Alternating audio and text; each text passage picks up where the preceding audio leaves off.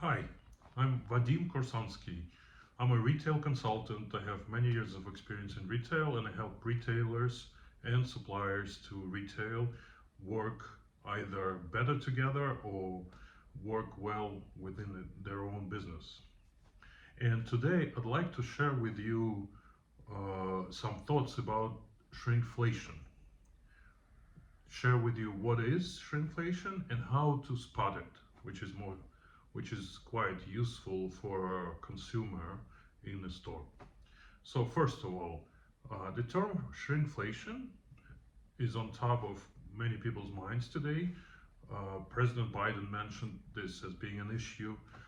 You see it in famous news sources like New York Times talks about it. It's a variation of inflation. Inflation, we all know what it is about. It's basically when the prices go up. Shrinkflation is more of a hidden way to raise price.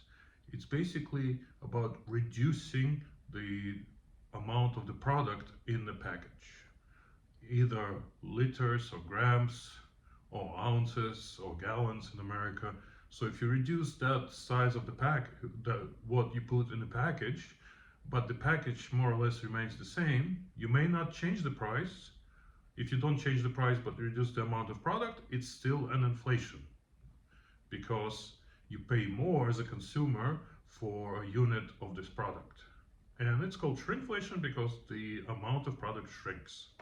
So how do you spot shrinkflation? I want to show numerous examples, and while I'm talking about this, I'll give you some tips about how this shrinkflation can be spotted. Let's start with milk. So this is an ordinary milk, and you can see that the size of the milk is 1 liter. That's something that a consumer expects. If it's not in the US market, but any other market where liters are the measurements, then you expect the milk to be 1 liter.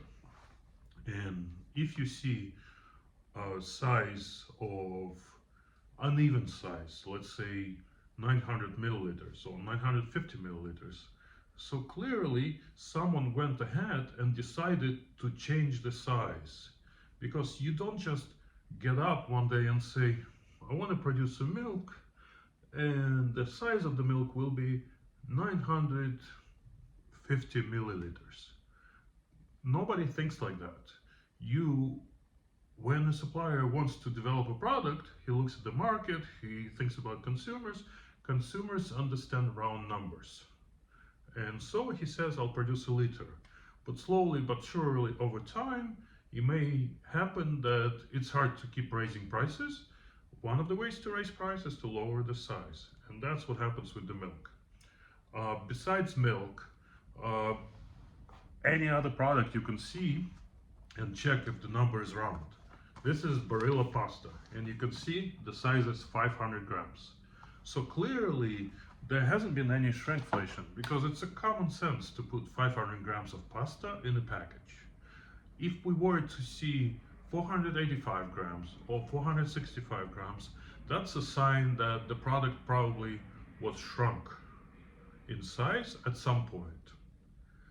It's worth saying that this shrinkflation story could go over years and years, and sometimes it's just hard to spot it, because maybe this 500 grams at some point was 600 grams. However, producers of products don't usually jump that much. Shrinkflation is when you jump a little bit, so that consumers don't necessarily see it and feel it.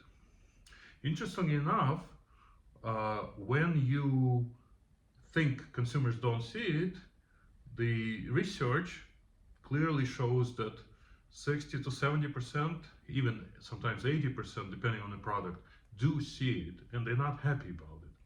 But then you ask yourself as a supplier, what is better for me? To just raise the price, or to shrink size, or to raise the price a bit and shrink size a bit? And it's just, interestingly enough, in research we see that consumers would much rather choose to have a little bit of price increase and a little bit of size decrease. It's small moves that consumers are more comfortable with. And that's why we see the shrinkflation a lot in the market. So let's move on and see some more examples.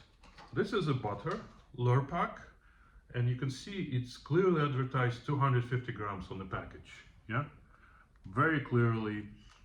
Supplier is confident that that's a good product and good size. Then they take another butter, Dubliner dairy butter, and you can see that on the front of the package it talks about discount, but it's nothing about the size.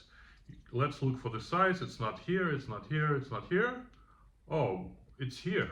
And you can see just above the barcode, you can see 200 grams. So clearly this manufacturer is producing smaller butter than Lurpak. It's narrower, and it's hiding the size a bit because it's less acceptable size in the market. So that's one good sign for you to spot a shrinkflation, when the size is not communicated clearly, because the supplier doesn't want to draw attention to the fact that it's 200 grams. Why does supplier do it? Well, in a way it helps a customer to buy something cheaper, because of course 200 grams is likely to be cheaper, but it may be more expensive per gram. And right away I would share this tip with you, that of course if you want to compare products, you want to compare unit price. How much is each one per gram? Otherwise you might fall into a trap. So for example, I'll show you example of cottage cheese. This cottage cheese is, you can look for the size and it says 200 grams. Then there's another cottage cheese, and this one is also, you can see 200 grams. But then I take a bigger pack of cottage cheese and I look for the size. It's not up front, it's okay, but it's in the bottom, and you can see it's 180 grams. And that product, even though it's not shape and it's taller, but it has less product. It has less cottage cheese inside. So when you look in the store, actually you look at these two, you realize they price the same. They cost €2.19. But this one is 180 grams and this one is 200 grams. And this is a clear story of product being shrinkflated. So at some point, supplier took out 20 grams, because nobody just wakes up and says, I want to make 180 grams cottage cheese. You start with a round number, like we said earlier. And what producer did, they raised the package, they narrowed the size of it at the bottom, so it looks big, but there's less product in it. That's another interesting trick with the packaging, and we'll see a little bit more of it later on. I also want to show you another dairy product, which is a good illustration, is yogurt. This is a kid's yogurt. And if you try to look for the size, you find it easily, and it's 148 grams. Very odd size. And to me, that's a really first sign, unless you can think of a good reason why yogurt for kids should be 148 grams and not 150 or 200. That's a real sign that the product was at some point shrinkflated. So, and you can see the packaging is narrower, like that cottage cheese as well. Yeah, so some signs give it away. How long ago was that? It's hard to tell, because we as consumers don't collect packages over time. You could potentially get a hold of older flyers if you save them, like all the receipts, which would, if they state the size of the product you're buying, and you could track it. Some people do that. There are few things on the internet that try to address that, and you could track stories over years how products have been shrunk. However, let's not worry about something that's been shrunk 5 or 10 years ago. Let's worry about now. Yeah, in the last year, has it happened or not? So, and so let's try to see more reasons why it could happen, and you could see as a consumer that it happened. I want to switch for a second to, I'll talk about cereal as well, because this is a very common thing where products get shrinkflated. This, I have a small box, and the size here is, you can see 30 grams. So that's a nice round number, and probably this product hasn't been shrinkflated. But when you look at the bigger packages of this product, you see something like 290 grams. And there, it's a good reason for you to think that the manufacturer shrunk the product a bit at some point uh, in the past time, because 290 grams is a very odd number again to think of when you try to produce uh, a product. Interesting thing to share. Sometimes what you see in the market is the products get shrunk and shrunk and shrunk, and you would say, so does it mean that we all end up eating little things? Actually, manufacturers then realize the product becomes too small and come up again with an extra large version, which of course costs a lot more. And then it kind of brings us back to the normal size, but charges more for it. Now, I wanted to show you also products with variable weight, because that's another thing to be aware of. Variable weight products are tricky, because here you can see that a store puts some hazelnuts in the package. There's some room in it, because they just pour some hazelnuts in the standard packaging, weigh it, and put it on a shelf. And you look at the price, it's $4.54, let's say. And a few months ago, I was buying the same product and it was also $4.54. But what I realized is there's less product now in it. And how do I know this? I look at the unit price, and you can see that it's $18.75 a kilo. It used to be $14.75 2 months ago.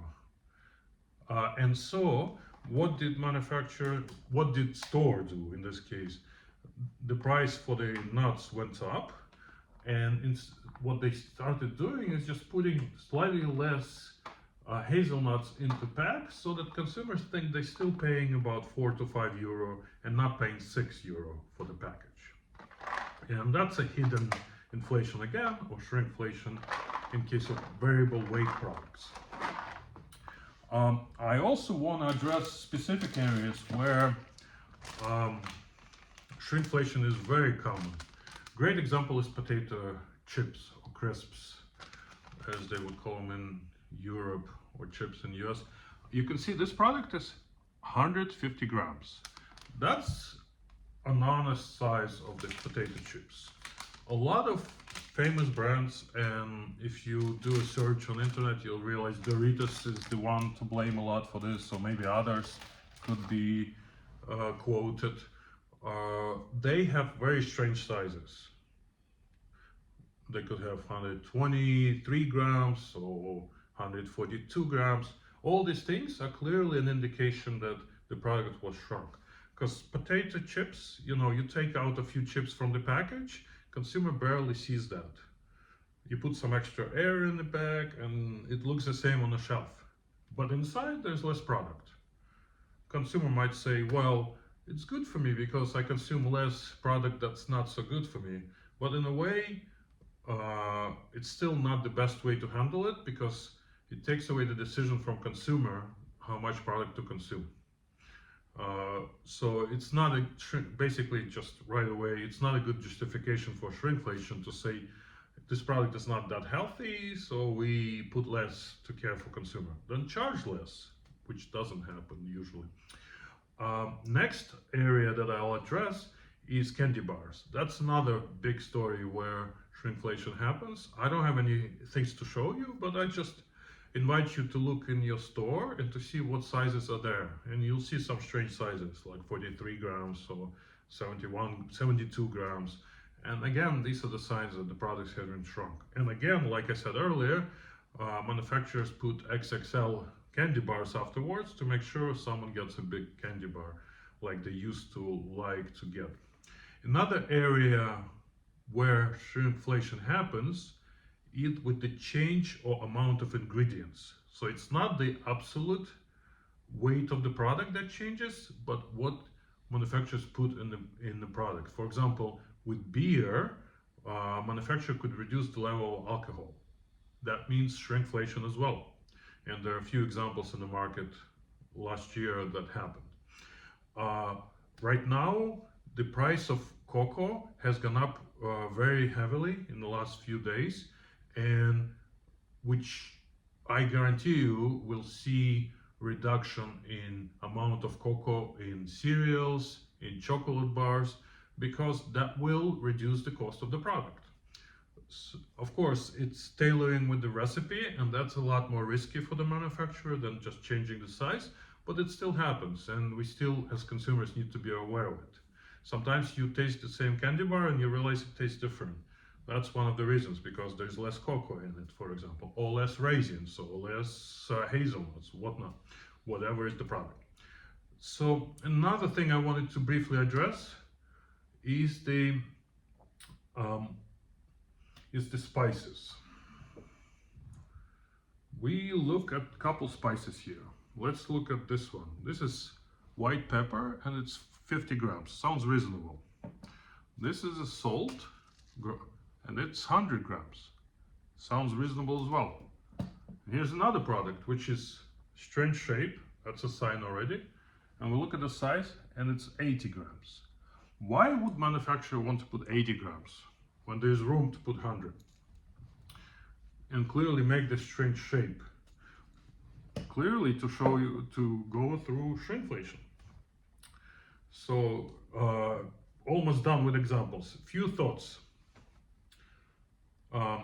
USA, why it's different.